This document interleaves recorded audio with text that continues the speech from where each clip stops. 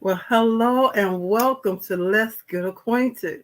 I'm Hillary Gooden, your host, and I'm so excited to be here today with my special guest, Miss Leslie Attwooll. I got to get the correct pronunciation of her name when she comes out.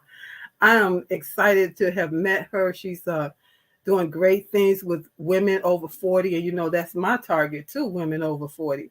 But we all coming from different perspectives, so I'm excited to get into her talk on the second half of the show. This is National Recommitment Month, and so we'll be talking about how you can recommit. It's May, and right before the halfway mark of 2022. So there's still time to recommit to those dreams, goals, things that you set in January and may have fallen by the wayside. Now it's time to refocus, recommit, and still win in 2022. That's what we both want you to do, is to win. Find a way to win this year. So I'm going to play my commercial. And as it's playing, please do share the broadcast out, tag a friend, and then come on back in. Let us know where you're coming in from. We'll let you know where we're coming in from as well, so we can shout you out. So here we go.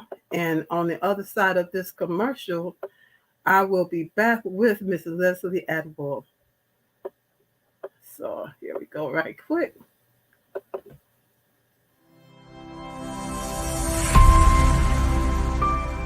Hi, busy women leaders. I'm talking to you. Are you juggling your family, your business, your career, and your health? Afraid that if just one ball drops to the ground, everything could fall apart because everybody's looking at you. You're stressed and overwhelmed. You're looking for answers, for help that's real help, for solutions. I have Vibrant Life Solutions that can help you. I am Hillary Gooden, the Vibrant Life Coach, author, speaker, lymphologist, and pastor. I empower busy women leaders with strategies to reduce stress and anxiety while increasing energy, clarity of mind, better sleep, better health, and vitality. Oh yeah, and boost your immunity. If you're ready for that, you say, I need that in my life right now. Let's connect. You can reach me at www.hillarygooden.com. You can direct message me on Facebook or LinkedIn at Hillary Gooden. Or else, if you would like to get on a free 20-minute strategy call, a clarity call, go to bit.ly/Hillary Gooden. That's bit.ly/Hillary Gooden. I absolutely believe you got the power to help your body, help you live a more vibrant life.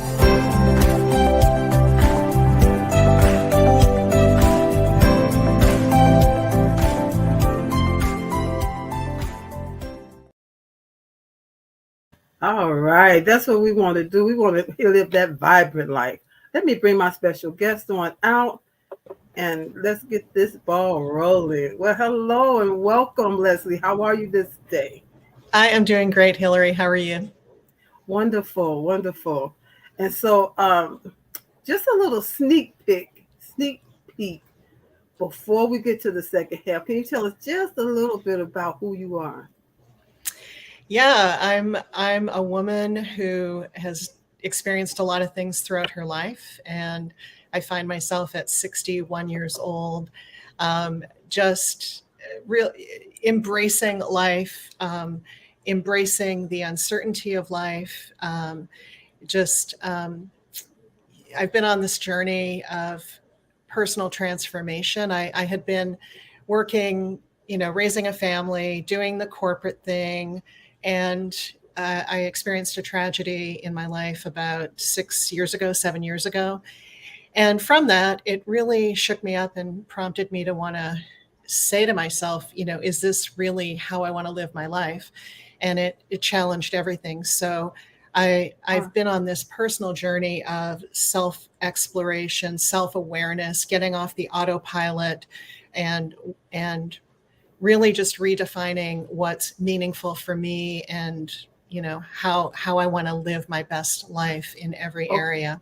Okay, so that's really good. I don't want to give away too much before we get to the second half. But Yeah. there may be some people out there, it may be you that's saying, you know what, I really identify with what she's saying. I'm in that place and I'm trying to make a decision. Do I need to make this move or not? So we're going to hear more about her story and what it is she's doing in the world now to help other people. But for right now, we're going to go ahead and get into this recommitment.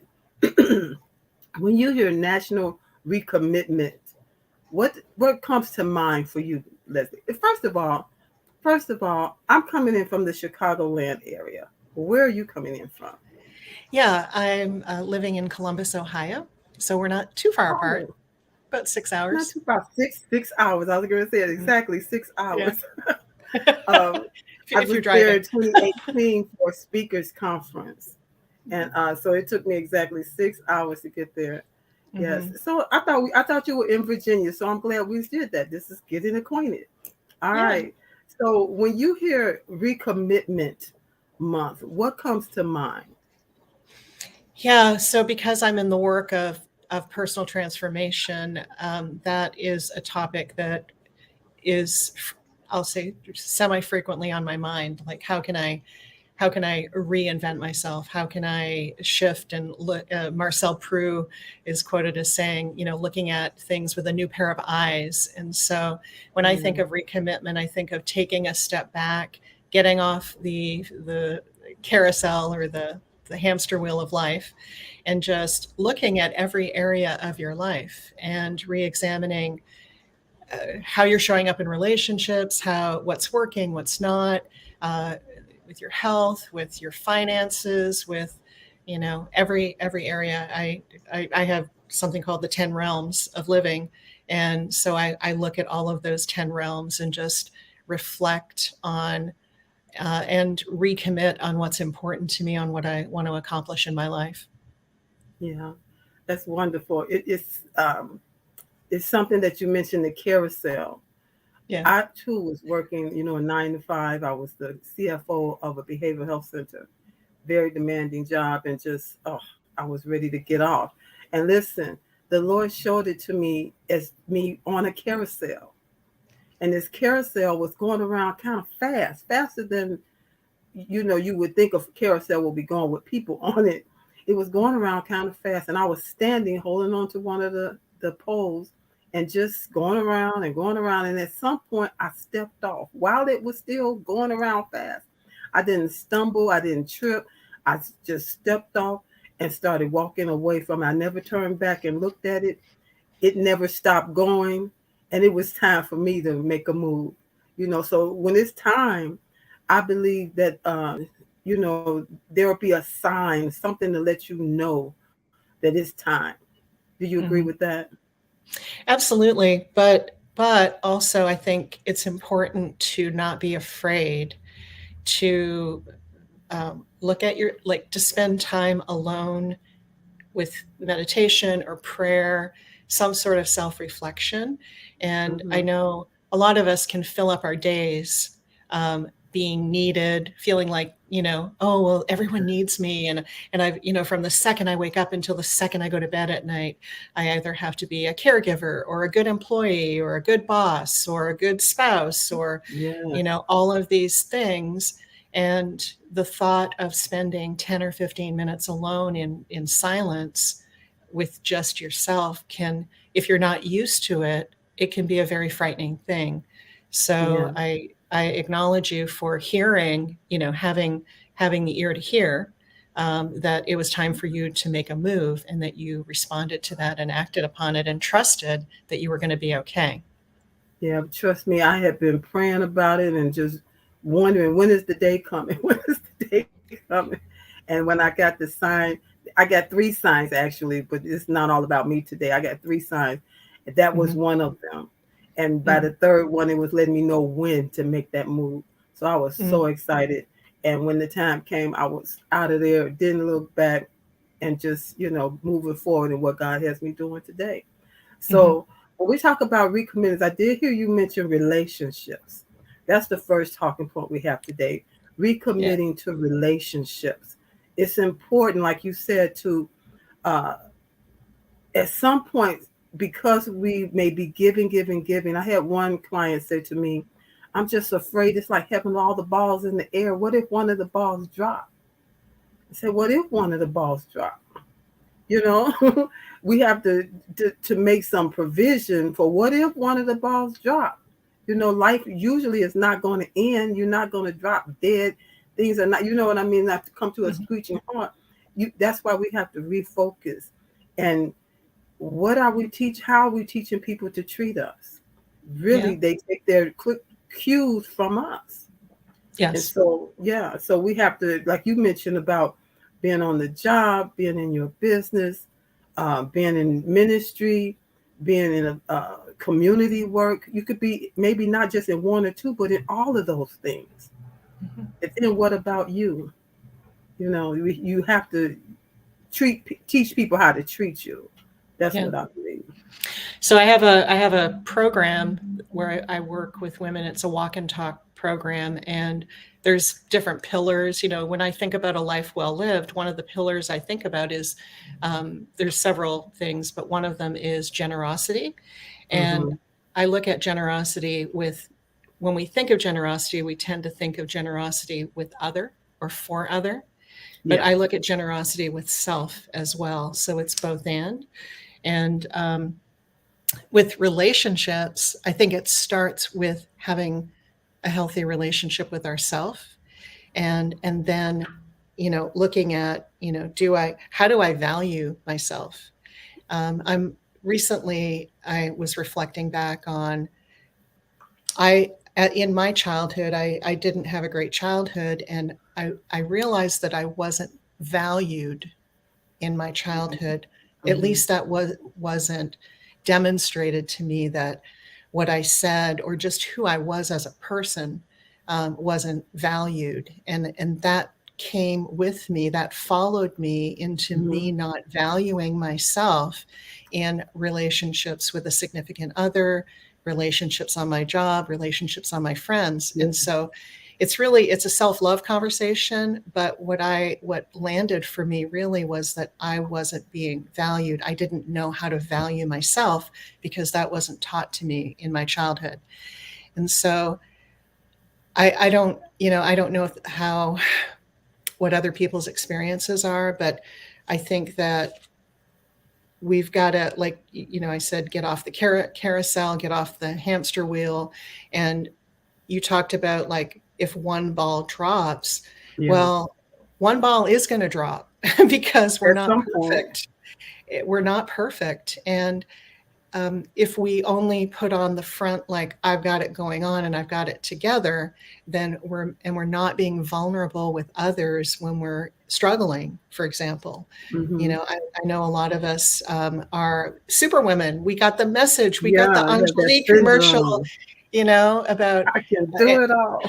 yeah, and we could win in the business world and in our careers, and then we could be, these amazing sex kittens in the bedroom, and be parents, and, like, do all these amazing things.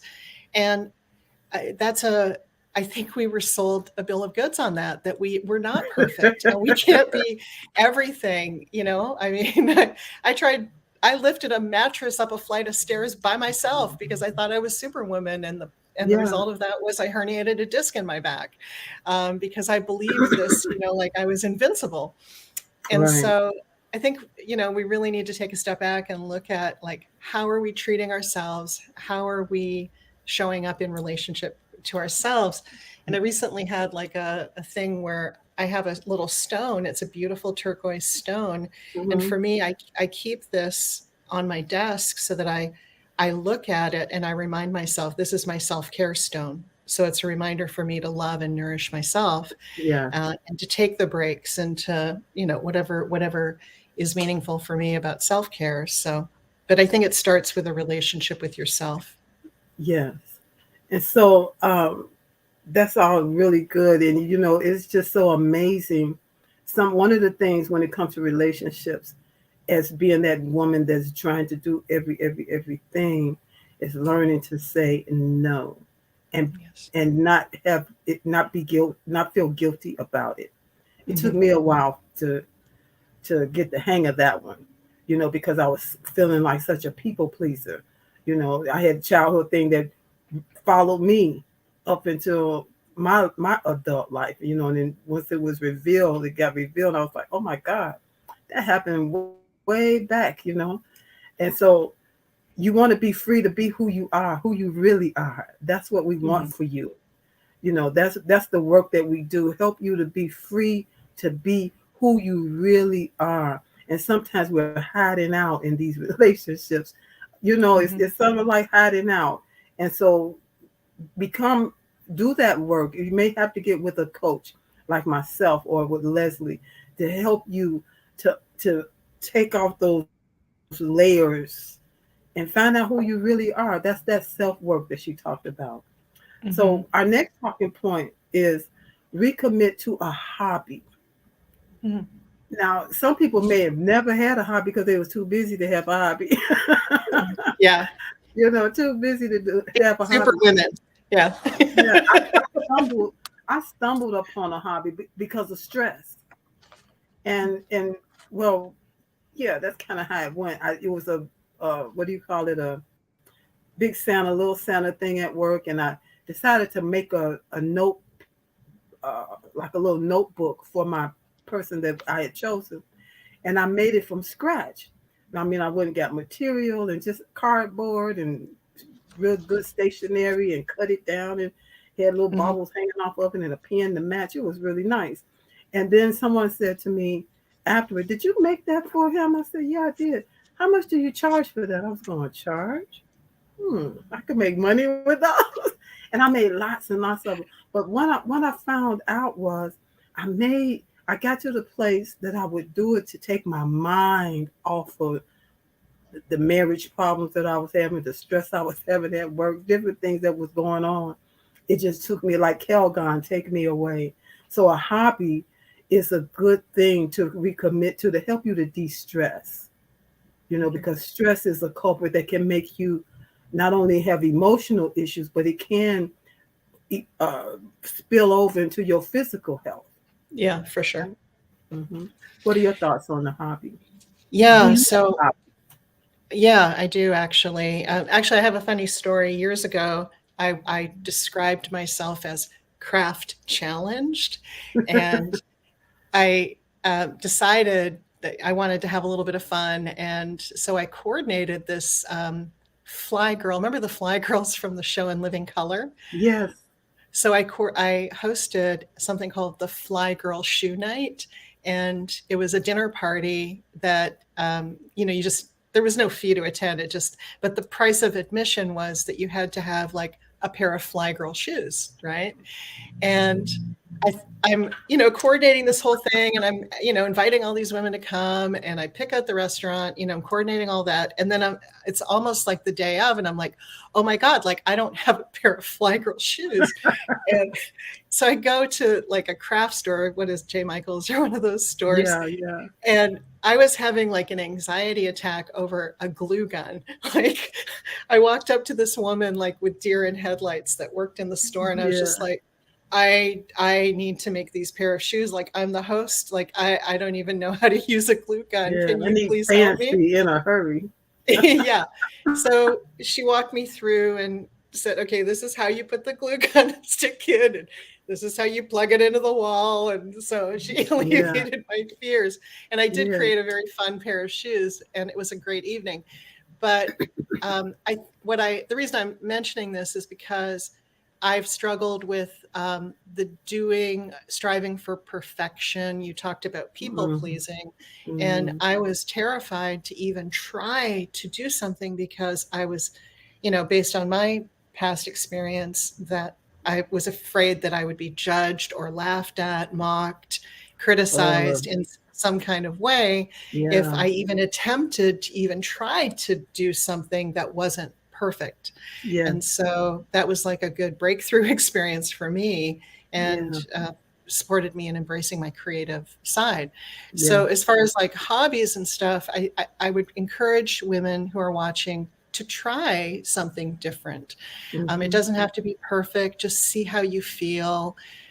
There's no rush to complete it. If try knitting or drawing. I've taken art classes. I'm getting ready to sign up for a pottery making class because I've never Oh, that's experienced that interesting. before.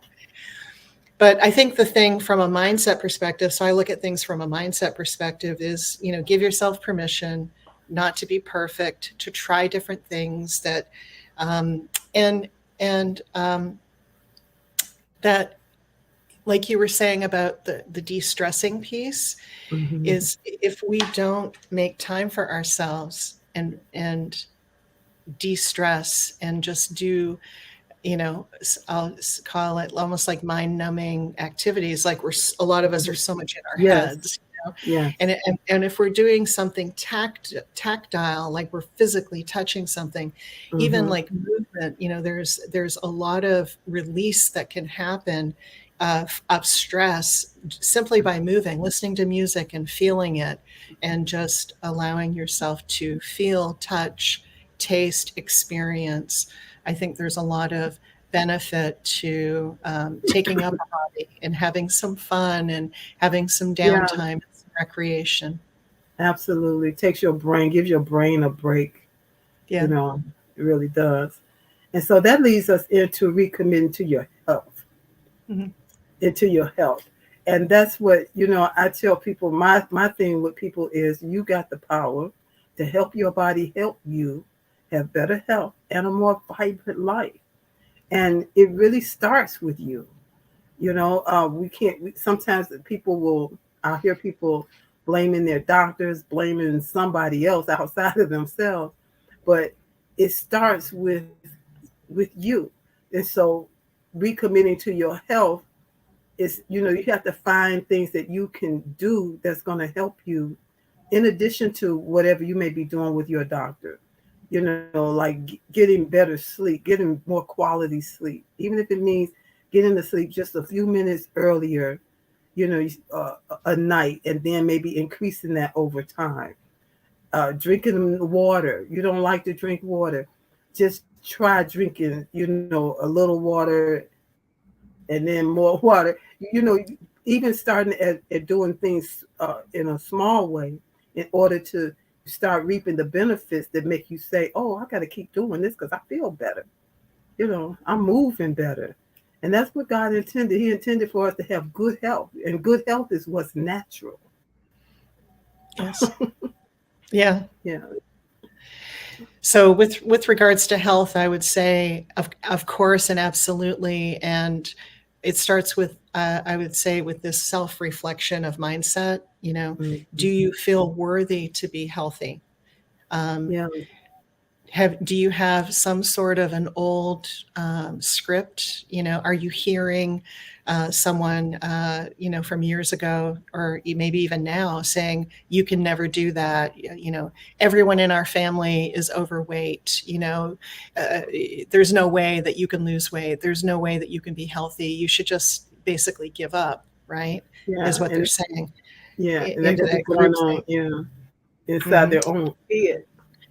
Yeah, or Exactly. like everyone goes to the buffet and just loads up on food, and I need there's a fear of being ostracized, maybe.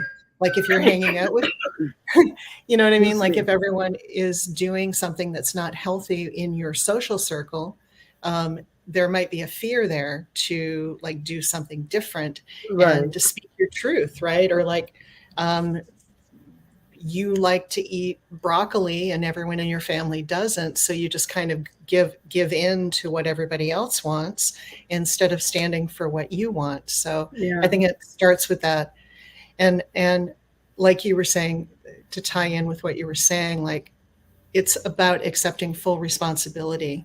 I can't blame my family, I can't blame my genetics, I can't blame my doctor. um, I am the sole and uncontested author of my life. So if I'm not Mhm. healthy, then what am I doing about it to change? Yes. Am I researching enough? Am I doing, like you were saying, about like small behavioral changes? So Yeah. even though I've done something for 60 something years or 50 years or whatever, 40 years, doesn't mean that today can't be a new day and I can change these old ways of behaving and these old ways of believing into something new. So Yes, I would say absolutely. health is for me like it's a foundation, and I do struggle with continuing to choose back in, and I've struggled with binge eating as a way for me to cope with my situation, from my childhood and different things I've experienced, and creating awareness around that. So understanding what your triggers are, that someone maybe rejected me, and all of a sudden I'm like wanting my comfort foods. So I think understanding why you're making those choices helps to create breakthroughs so that you don't continue you know the same old, and expecting a different result. Yeah. And I was just thinking self-awareness is a process. It really is a process. And because I had to go and get on that journey for myself. And I found out things about me that I didn't realize I was doing or saying, or the ways I was behaving, and then I began to just make small changes and began to just see myself and be okay with that too.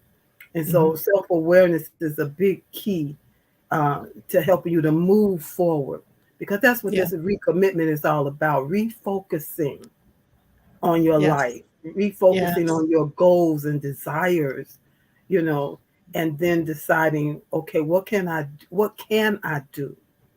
It's so easy to talk about all the things you can't do, but what Yeah. can I do to make a difference for me?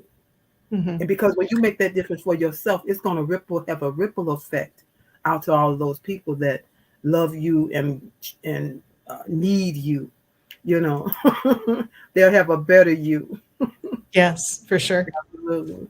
And so we have time for one more, and this one is about. We talked about trying new things, and we talked about yourself. But what about doing good, getting into volunteering, as far Yeah, as being a recommitting? contribution. Yeah. Yeah. So, I mean, contribution could be, expressed in many ways, either donating your time or promoting a cause or causes Yeah. that are important to you. Um, yeah, I mean, it feels good to be able to make a difference in someone's life. And there's Yeah. all kinds of, there's endless opportunities, right? Um, Especially now. yeah, for sure. Um, I, as far as like being in contribution, yeah, it's a given, right? I think again, I was looking from the healthy mindset perspective. Hmm. If you have a propensity to always give up you for other, then I think you have to be careful about that. I remember there was a year that I was volunteering so much of my time, and I wasn't making time for me, Hmm. that I began to realize, there's contribution. That when I talked about generosity with other and generosity with self, I Yeah. think that um, I think we can overcommit ourselves if we are someone who has a propensity to to do for other. And I think it's an opportunity for us to look within ourselves to say, why don't I make that time for me? Um, Right. I, th- I think some of it might be performance based. So if I just do and do and do and do, then I'm going to get my needs met. And I would challenge anyone to say, like, what is my real motive for being in contribution with other? Am I Yeah. am I being kind? Am I donating my time because I have an unfulfilled need within myself that is Hmm. unmet? Like, am I not feeling loved? Am I not feeling valued? Am I not feeling appreciated or respected? And then is the way that I try to get that by being nice to my kids or not that you shouldn't be nice to your kids, but like there's how much is too much, you know what I mean? Or I can't speak up and disagree with them or with my spouse because they won't love me anymore. Like this is part of that self-reflective piece. But I think in general, yeah, of course, being in contribution, being generous of yourself, of your time, of your money, of course, but also that balance of like, am I doing too much? Then there's some other people that they are stingy as all whatever. And, they're not, their whole focus is on me, myself, and I, right? Me. Yes. Yeah. And I would challenge that person to put the other person first and try that hat on and see how that works for them. Because, go ahead. I was just thinking that there are some people that have never volunteered, like at an organization in the community or something like that with the seniors or with children or some special event, that have never, ever done that. And I believe everybody should do it at least once, because it's a good feeling that comes from that can help you get outside of yourself, and to help you to think about somebody else, and how even it may be a small thing, like during 2020, there were so many food distributions, and our church was a part of that, and different people wanted to help, wanted to get in on just being a help to somebody else. And I believe that it's important, like you were mentioning children, to help your children to get into that as well, maybe around Thanksgiving or Christmas or something, so that they can not have some of these issues that we had to dig up, in our adult life, So, to be of service. To be in contribution to someone else. But if someone doesn't volunteer, though, or they don't contribute, I would encourage them to look at why they're not. Like, do they feel like, oh, I don't know what's expected. I don't know how to act.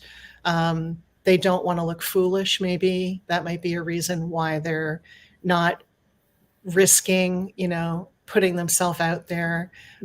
So I would encourage someone to self-reflect on that, on if they aren't someone who is generous.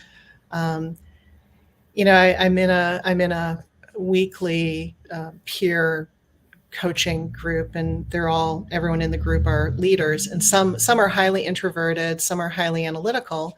And we were having this discussion of, when we ask for feedback, if someone isn't in contribution giving feedback, the perception is that you don't care about me. Yeah. And so we talked about this as a group of leaders, and the people that were more analytical, more introverted, had said that they felt like they couldn't add value. They had a belief that, oh, well, the more extroverted person offered something first, and they took a back seat because they felt like, that it had already been said that they couldn't add more value.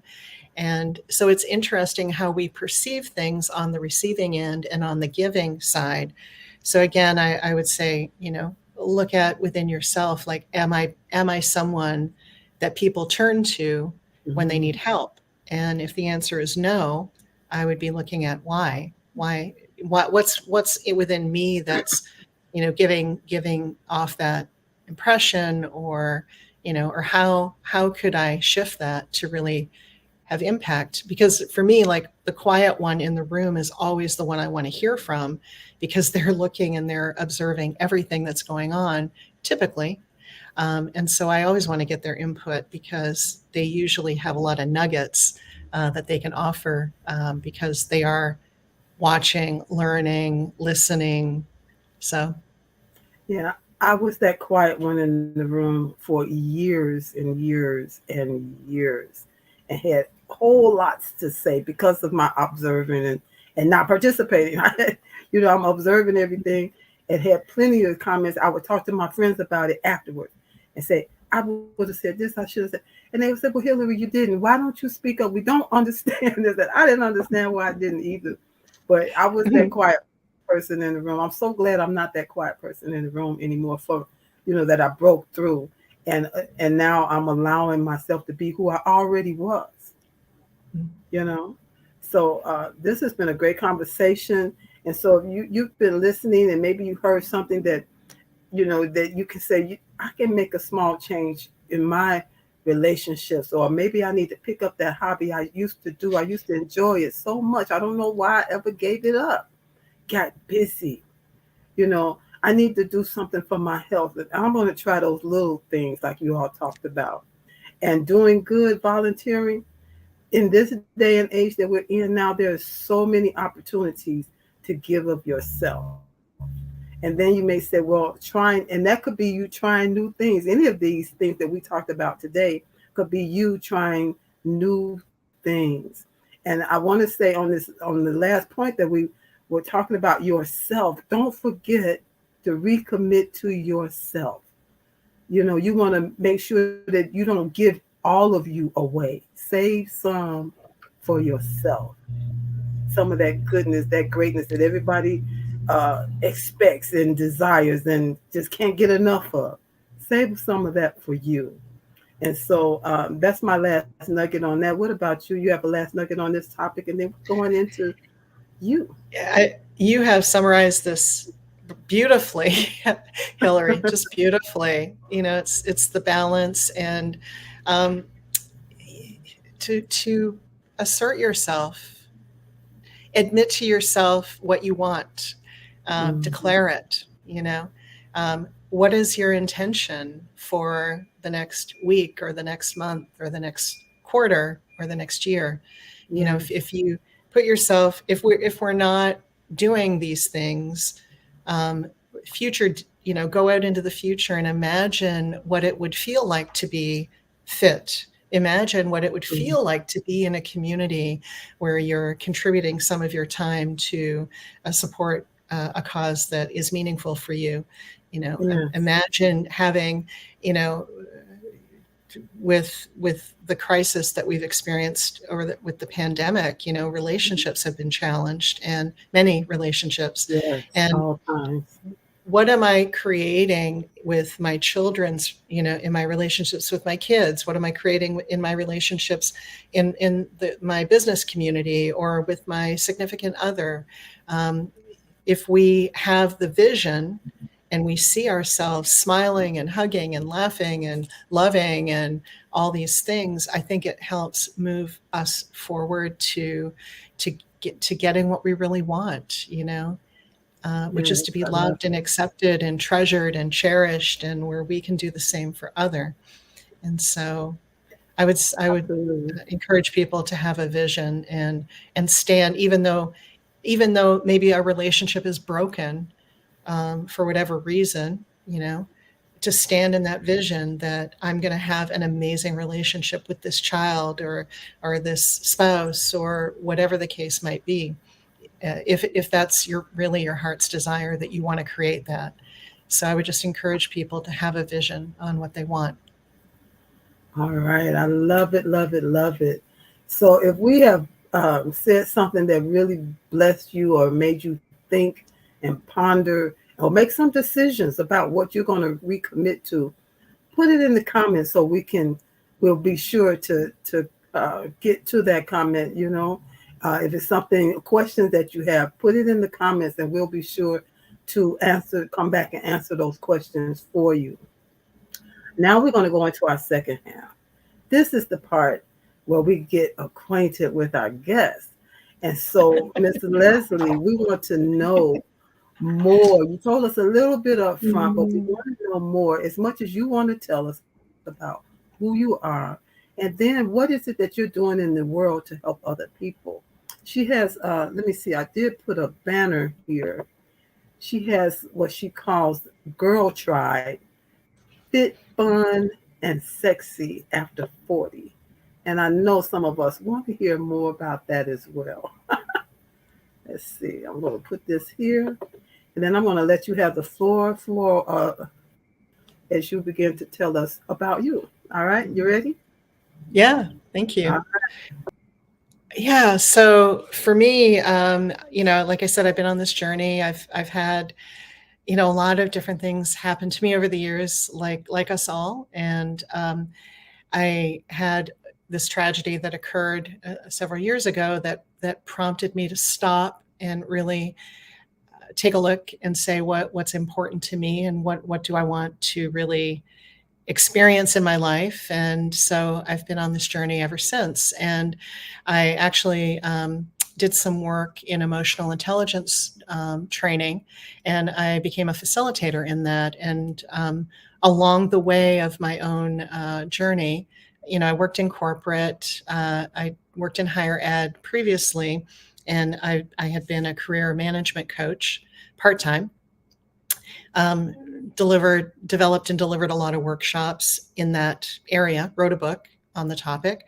And I decided that I was going to leave that work in career coaching and do more life coaching around healthy lifestyle mindset. And at the same time, I was on my own fitness journey. And I would meet my girlfriends. I'd roll out of bed at 6:45 in the morning and meet the girls at Topiary Park in Columbus, Ohio. And we would go on a 45-minute walk and did a meal plan. And I had a lot of success with weight loss and fitness improvement. And from that, I started this girl tribe, Fit, Fun, and Sexy After 40, because what I realized is that because I wasn't intrinsically motivated to exercise, if I knew that the girls were going to be there, it didn't matter if it was 16 degrees out, like snowing, raining.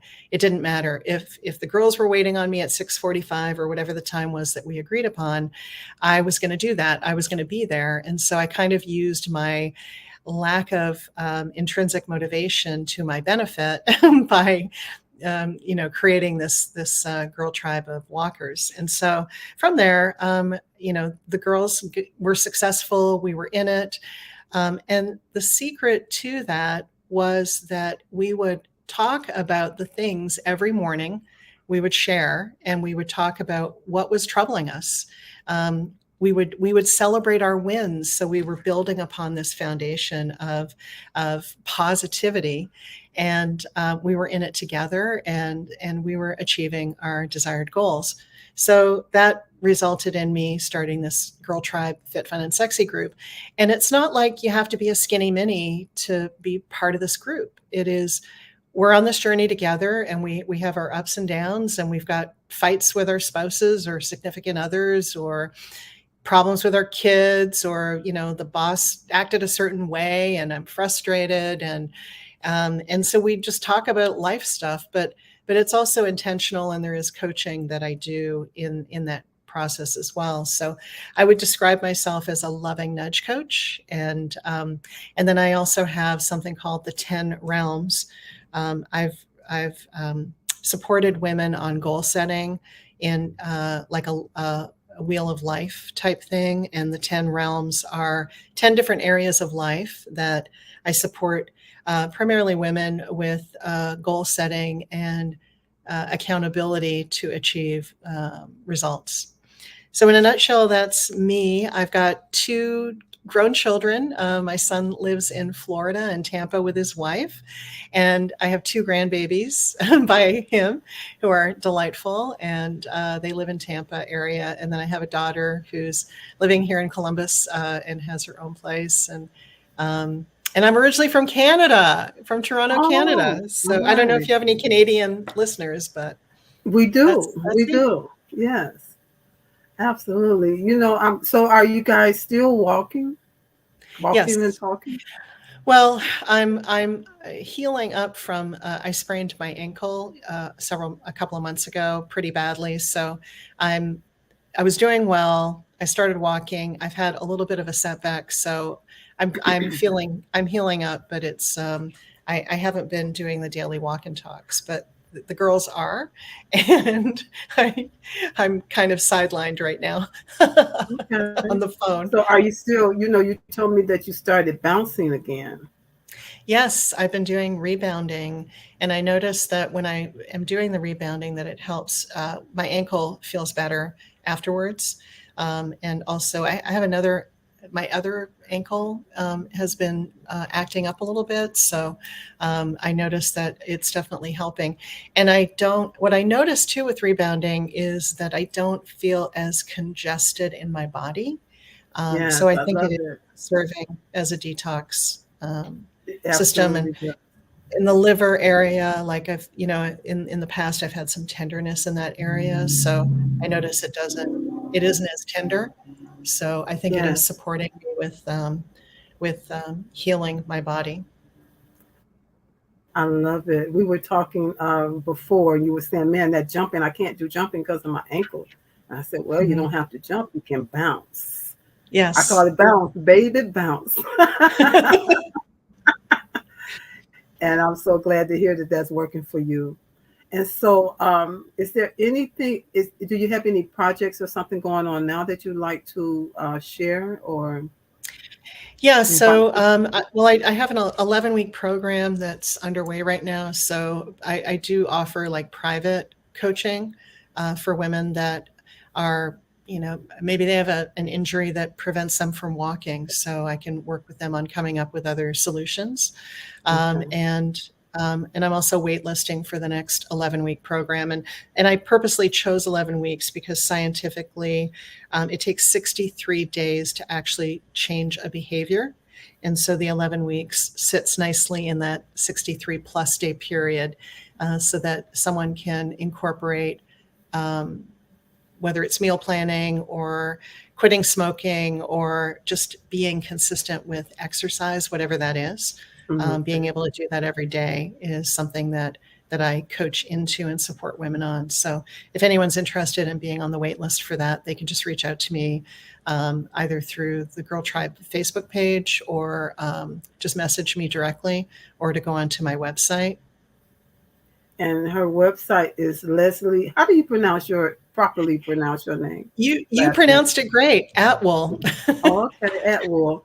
So it's Mhm. Leslie Attwooll, and it's there LesliEAttwooll.com. LeslieAttwooll.com. So thank I thank you so much for coming on and sharing from your perspective about recommitment. And it sounds like this was really a great topic for you because this is something, an area, like you said, that you visit often with your Yes. clients, yourself and Yes. your clients. And so Yeah, it's I'm all so about glad. reinventing and recommitting. Yes, Yes. for sure. So I'm so glad to have you on. And if you're interested in connecting with her again, you can go to her website, which is leslieatwool.com, or connect with her on Facebook. Her group is called, or her page and group is called Girl Tribe, Fit, Fun, and Sexy After 40. So, did you have any last words for those that have are listening? Yeah, I would say don't just listen, take action. Love it. One step easily becomes two, and two steps easily becomes three, but you have to take the first step. Absolutely. That's great. So I thank you so much. I'm going to have my final word as well. And listen, if you're on this show and you come and you heard me anytime, you know what I'm going to tell you is that you got the power to help your body, help you have better health and a more vibrant life. I promote vibrant life by having better health. Okay, so that's something that you can do. And I want to say, if you don't have a copy of my book, this is it. You got the power, 7 ways to transform your health and peace. You can get a copy at hillarygooden.com, hillarygooden.com. And this is also a basis of my coaching and my speaking. So if you're looking for a speaker for your event or for your group, consider me.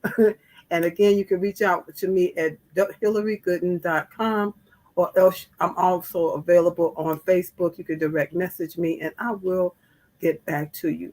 So thank you for joining in with us tonight. Thank you, Leslie, for coming on. And we're Thank you going for to do, having me. You're welcome. You're welcome. We're going to say to you all, find a way to win because you still got plenty of time to do it this year. So good night and have a great life.